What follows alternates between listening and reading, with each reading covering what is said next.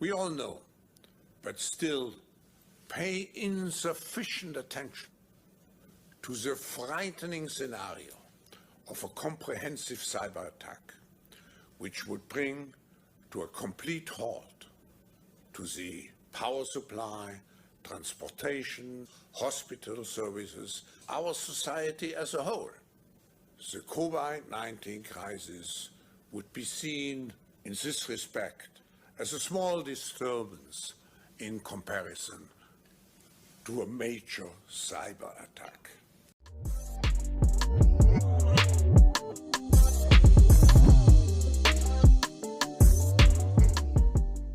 So this is completely unrelated to the topic of this video, but I absolutely love where I live because nobody is following the rules.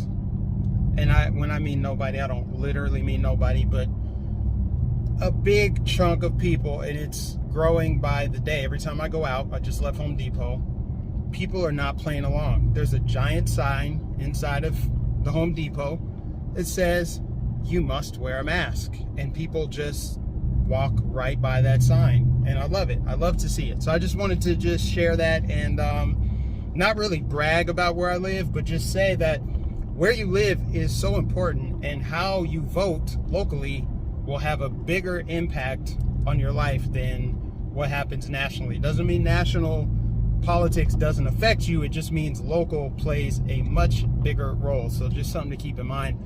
I hope people are keeping their head up if they live in an area where you have a, I guess, authoritarian big government plan in place to ruin your life. But let's talk about the Great Reset. This is what it feels like to me. It feels like the plans, the wheels are in motion, and it's been that way for a while before they ever really announced the Great Reset. Now, if you don't know what the Great Reset is, I'll put a link to the video of the World Economic Forum and Klaus Schwab talking about it in the description, and you can check it out for yourself. But in the video, the gist is we're going to use these natural, I can't put up the air quotes, but you get what I'm saying, natural events that occur, whether it's a climate event, a pathogen that's deadly kind of event, like, you know, the 2020 sickness, or some kind of cyber attack as a change agent for, you know, equitable outcomes. And they say you will own nothing and be happy. And, you know, it falls in line with Joe Biden's, we're going to build back better. I mean, come on, guys, the writing's on the wall. Look at what's happening. This gas shortage, which feels artificial to me. I mean, I don't know if I believe the official story that it was a cyber attack, but this gas shortage and the panic buying, and we saw this last year with the pandemic. You saw a shortage on toilet paper. There was a run on hand sanitizer, which kind of makes sense, but still, you saw a lot of panic buying of grocery items, of random household items. And, you know, it's just a way to see how humans are going to respond once they actually implement it. We also saw an artificial coin shortage last year. Like, the cost of lumber is going up. What does it cost for a gallon of milk right now? They're paying people to stay home. So if they're paying people to stay home, the cost of lumber and materials to build a house is going up. People aren't buying houses at a higher rate than they were a year ago. It feels like the Great Reset has been put in motion. And now Michigan is closing an oil pipeline. I mean, come on, man. Like, the writing's on the wall. They wanted this to happen. The problem that we have, though, is not that the Great Reset is being implemented in front of our very eyes. It's that there's too many soft-headed people going along with it. There are too many people that just say or think that, you know, Joe Biden he inherited a mess. This is all Trump's fault. They blame other people for what the people in power are actually doing.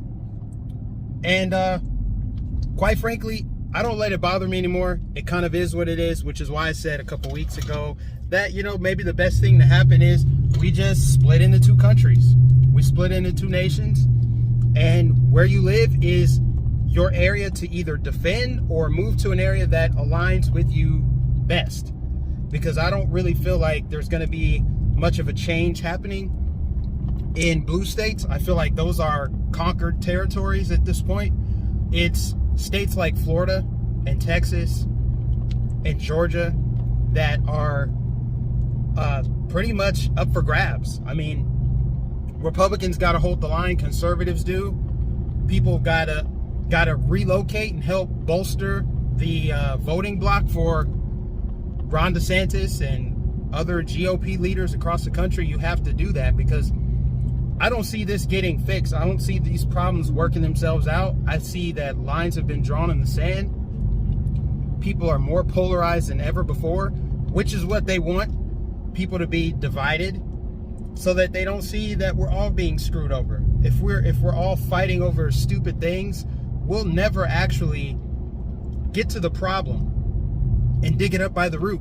That's the goal. Have everybody fighting, have everything politicized.